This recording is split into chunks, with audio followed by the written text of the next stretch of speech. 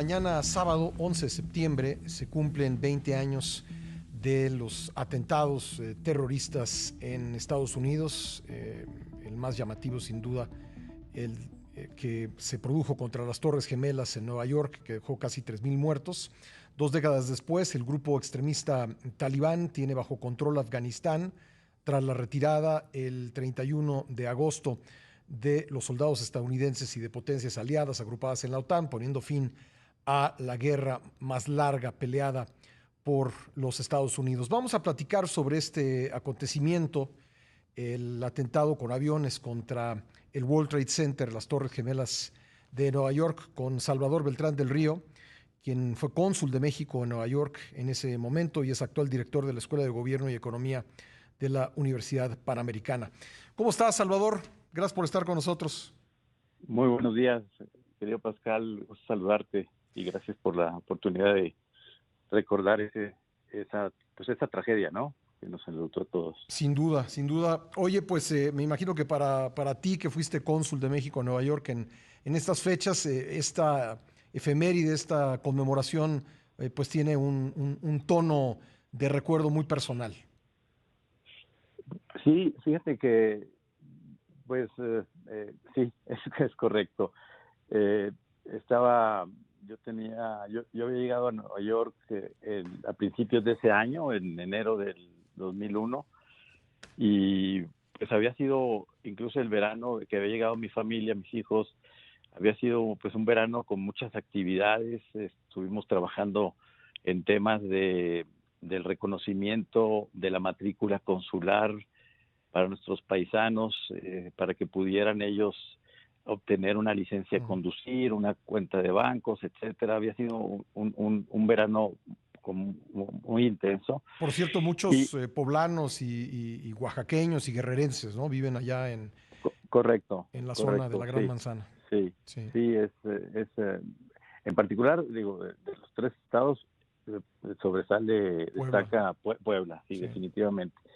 Y bueno, justo unos días antes habíamos estado, mis hijos, mi esposa y un servidor con unos amigos dando un recorrido, caminando por ahí, justo por las Torres Gemelas. Habían los niños incluso jugado ahí en el patio central que unía las dos torres, donde estaba esa enorme esfera de acero que fue la única sobreviviente, por cierto, de los ataques. Todavía está por ahí, la recuperaron.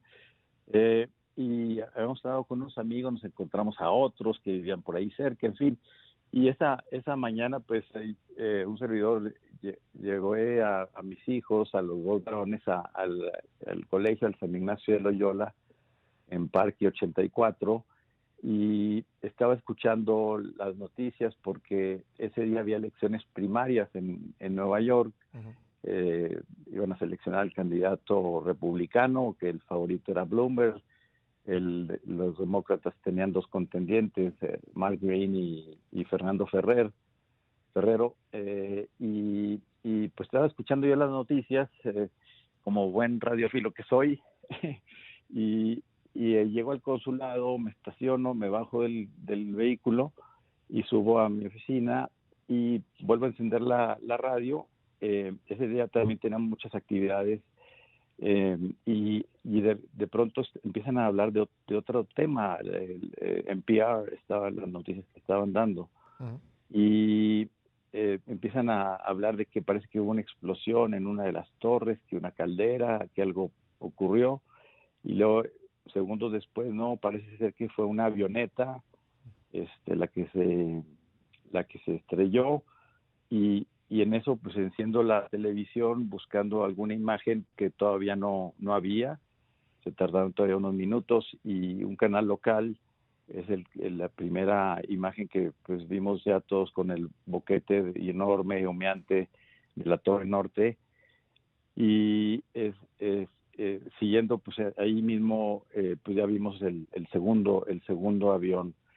Ese ya muchos lo vimos en vivo porque Este estábamos ya, pues pendientes sí, de este incendio. Se hablaba de una avioneta y sí, bueno, todos nos preguntábamos cómo será posible que una avioneta que el piloto despistado se Sí. estrella contra la torre. La verdad es que yo creo que, bueno, por lo menos a mí no, pero nadie con quien he platicado se le ocurrió que aquello, en esos momentos, aquello era un atentado terrorista, ¿no? Así es, así es. Incluso después ya con el segundo avión, también noticiero despistado decía que había algún polo que estaba trayendo a los aviones hacia las torres. Sí, O sea, pues todo el mundo estábamos sorprendidos, no sabíamos ni qué estaba pasando, ¿no? sí, sí, porque Eh, era inimaginable esto, ¿no? Correcto, así es. Y Y qué bueno, pues hiciste después cuando ves esto? bueno, inmediatamente hablo con mi esposa a ver cómo estaban. Ella estaba también enterándose de lo ocurrido. Acaba ella de llevar a nuestra hija al kinder, que era entrar un poquito más tarde, y pues de inmediato agarró la camioneta y se fue por mis hijos. No se los se tardaron Ujú, varias horas incluso en dejarlos salir, porque pues los tenían en sus salones rezando, tranquilizándolos, en ujú, fin, en ambos, tanto en la primaria donde estaban los varones como en el kinder donde estaba nuestra hija. Y bueno, también de inmediato pues bajé al primer piso donde estaban los, los de planta baja, donde estaban los paisanos haciendo trámites consulares, matrícula, presunciones de nacionalidad, pasaportes, por supuesto, y le expliqué a las personas que se encontraban ahí que nos dieran oportunidad pues de atender esta emergencia, que bueno, estábamos empezando a recibir muchísimas llamadas, entonces que les pedía por favor que nos permitieran desocupar la sala y que las personas el personal del consulado, pues abocarse a tomar llamadas, a mandar correos, a buscar a personas. ujú, Y también pues de inmediato marqué a varias personas conocidas que sabía que trabajaban concretamente en el piso 38, Manuel Campos, Primavera Salva, Marcela Barrio y su esposo Luis Fernando Pérez Hurtado, que vivían frente a las torres, que nos los habíamos encontrado ujú. exactamente 10 días antes ahí, y que trabajaban también en un despacho muy cercano a las torres. Entonces, pues empecé a buscar a esas personas, otro amigo que trabajaba ahí, pero que afortunadamente se había cambiado de su oficina a otro lugar de Manhattan. En fin, fueron los primeros y pues empezaron también las llamadas, atender personalmente también llamadas yo de la Cancillería, del embajador Bremer que estaba en Washington, del embajador Berruga que era el subsecretario para América del Norte entonces, en fin, pues por ejemplo, padres de familia que semanas antes habían dejado a sus hijos estudiar en algunas de las universidades de Nueva York, en fin, que tenían pues, teléfonos directos nuestros y pues empezamos a atender y luego también contacto ya con algunas asociaciones de paisanos que pues sabíamos que podían ayudarnos en tratar de localizar a las personas, ¿no? A personas que potencialmente pudieran encontrarse ahí. ¿Cuántos, al final, recuérdanos, cuántos mexicanos se mencionaban como habiendo estado en esos momentos en las Torres Gemelas? Mira, llegamos a tener una lista considerable, alrededor de 50 personas, Ujú, y poco a poquito fuimos descartándolas porque nos fuimos encontrando, porque tuvimos elementos de que ya no estaban en ese momento. La lista final fue de 16 paisanos que ujú, tuvimos nosotros ahí en el consulado, 5 de los cuales pudimos contar con elementos convincentes, particularmente para las autoridades de la ciudad de Nueva York y del gobierno del estado, del gobierno federal, etcétera. ujú, Fueron 5 personas: Antonio Álvarez, Leobardo, perdón, López Pascual, Antonio Meléndez, ellos 3 de poblanos, Martín Morales de Tlaxcala y Juan Ortega Campos de Morelos. Ellos, insisto, sí tuvimos los elementos ujú. para Comprobar probar que... que sí ujú, estaban ahí. Se hizo una gran campaña por parte del alcalde Giuliani y del consulado, por supuesto, de que la gente, de los familiares, los amigos que supieran que alguna persona, conocido, familiar, amigo, pudiera haber estado ahí, que no se detuvieran en acudir al consulado o a las autoridades de la ciudad para dar los nombres, dar elementos, aportar una prueba, un cepillo de dientes, un cepillo del pelo, etcétera, para pues tratar de hacer el famoso match que pues de luego ADN, fue sí.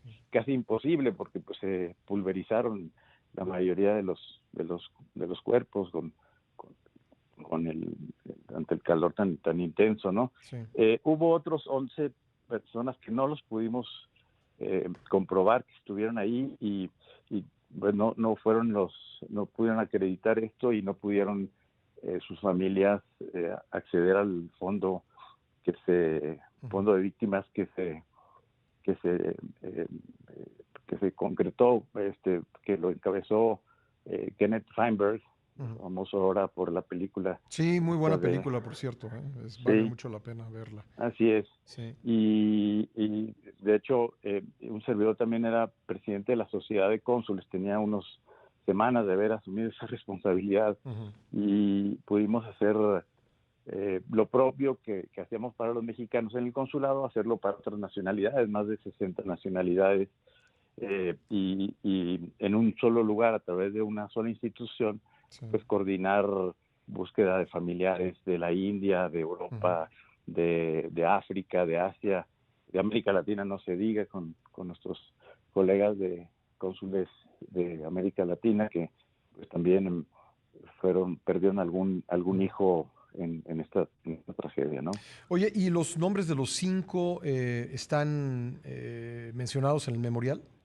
Están los 5 en el memorial y los 5 también los publicó el New York Times en aquellos dramáticas Portales of Grief, retratos del dolor que sacaron de estos 5 paisanos que te mencioné ahorita. ¿Y recuérdanos, fue necesario repatriar los restos? Mira, se les entregó al final, ya después de varios meses, hacia el final de año, haber sido por noviembre, diciembre, a las familias de estos 5 paisanos, unas urnas con pues cenizas y algunos objetos que se recuperaron de las torres, pero nunca se supo si eran de ellos, pues eran básicamente era una urna pues simbólica, ¿no? de lo ocurrido. Sí. Y todos con familiares en México, ¿no? Sí, de hecho, por ejemplo, en el caso de Antonio Meléndez, su esposa estuvo con nosotros, la esposa de Juan Ortega también, en un evento que se organizó con la presencia del presidente Fox a principios del mes de octubre, en homenaje a ellos. Luz María Mendoza, la esposa de Juan Ortega, nos acompañó en ese momento en una iglesia pues relativamente cercana, en la calle 14 de San Bernardo. Hoy actualmente es conocido como el Santuario de Guadalupe, ahí en el Bajo Manhattan. También más adelante también nos pudieron acompañar los papás de Martín Morales, de Tlaxcala, que estuvieron en uno de los homenajes que ya el gobernador Pataki y el alcalde Julián encabezaron, con la presencia también de la entonces senadora Hillary Clinton y del entonces congresista, hoy senador Schumacher. Sí. Bueno, pues qué recuerdos respecto de esto, justo cuando se van a cumplir 20 años de esta tragedia. Salvador, te agradezco mucho que hayas accedido a relatarnos tus recuerdos de aquel 11 de septiembre de 2001. Con muchísimo gusto y un gran abrazo. Gracias, igualmente. Gracias. Salvador Beltrán del Río fue cónsul de México en Nueva York cuando ocurrieron estos hechos en 2001 y actualmente es director de la Escuela de Gobierno y Economía de la Universidad Panamericana. Bueno, respecto de esto, el día de ayer el Servicio Secreto de Estados Unidos divulgó imágenes inéditas de los atentados en Nueva York. Algunas de las fotografías muestran ángulos nuevos de estos atentados que conmovieron a Estados Unidos y al mundo, como la destrucción del sur de Manhattan. Una de las escenas que fueron donadas para su publicación muestra enormes nubes de polvo y humo luego de que los dos aviones atravesaron las torres del World Trade Center. Cada uno de nosotros tiene, sin duda, bueno, los que tenemos memoria para recordar ese día, pues sabemos exactamente dónde estábamos y qué estábamos haciendo a la hora de estos atentados. Y bueno, pues el significado de estos hechos, cada quien da su interpretación. Hay quien piensa que significaron un cambio total en las relaciones internacionales, hay quienes dicen que parcial, pero en fin, sin duda son escenas que las seguimos viendo y no sé qué piensa usted, pero a mí me siguen impactando. Tanto el momento del choque de los aviones como el momento del derrumbe de esos enormes edificios. A mí me tocó pues estar en el famoso piso 106, el restaurante, el piso 106, restaurante y mirador. Ventana al Mundo se llamaba, o Ventanas al Mundo se llamaba aquel mirador en la parte alta de una de las torres.